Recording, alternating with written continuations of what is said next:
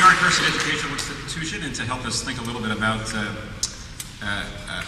these questions, Dirck Roosevelt of our education program, who's thought a good deal about the moral dimensions of the educational process, as well about the importance of this museum in our educational mission here at the university. Will share a few thoughts as well.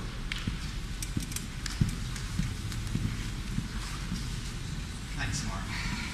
Thank you all. I think I will be brief and say two things. Yes, I am a teacher educator. I am a teacher educator primarily at this point, and in the course of my practice with prospective teachers, thanks to the remarkable willingness to take risks of Michael and his staff, one of the very exciting things that we have done over a number of years is to have a program in the summer that brings in Waltham area elementary children to come in and to look at one or more of the current exhibits and to talk about and think about those exhibits in the company of and assisted by the prospective teachers who are my students. And then under the guidance of my colleague Robin Dash, who I hope is here someplace, the elementary children create artwork, again under the guidance and assistance of my students who are the prospective teachers. And all of this activity is deeply integrated into our seminar work, into our reading of John Dewey and various other people who have things to say about all of this activity. And what I wanted to say in the context of the crisis that we face at this point is just to say a little bit, very briefly, about why bringing the prospective teachers into intimate contact with people looking at art and making art, why that has seemed so important to me. I think there may be a little bit of, this may echo a few things that Professor Greenblatt said more eloquently. But the first point I would make is that in my judgment, and not only my judgment, we would be wise to think about making, about constructing in all the literal and metaphorical senses of that word as the cognitively significant act. To make a picture, to make a pot, to make a box, to make an argument, to make a theorem, to make a performance, the cognitive work that is involved in those activities is very often significantly generative in the ways that more passive activities simply are not. Beyond that and related to that, in working with prospective teachers, I'm thinking about schools, of course, and children. And today, schools, especially schools for poor children and children of color, are increasingly governed by a view of education, using the word advisedly, that's dedicated to fixed ends and prescribed standards which dictate in ever narrower terms what learning will look like and how quality is to be determined and measured.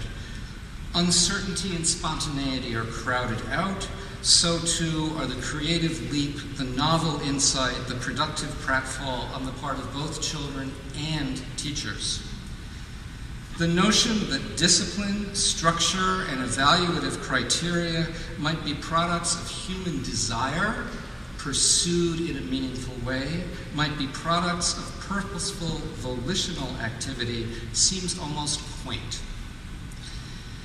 In such a context, that is to say, the context in which vast numbers of American children and teachers work today, in such a context, neither young people's nor teachers' capacities of discernment, risk-taking, and judgment, their capacities to think, to question, to be wrong, to be right, to make, to imagine, are significantly valued, nor, consequently, are those capacities fostered.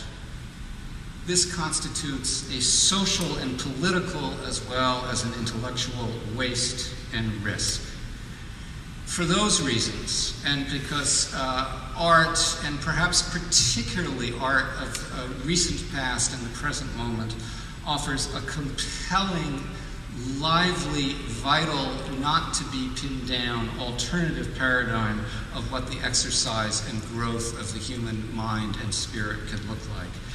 So it's for those reasons that we brought children and prospective teachers into this museum with really the quite extraordinary generosity of the staff of this museum to make something which is a little bit risky possible and exciting.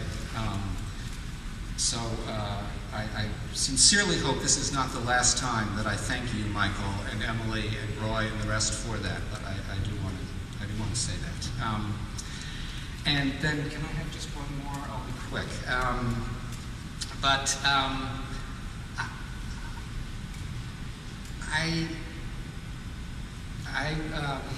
I'm thinking of many of our colleagues on the faculty here who are already have already agreed to a 10% reduction in the size of our faculty, and we are contemplating further and grievous reductions.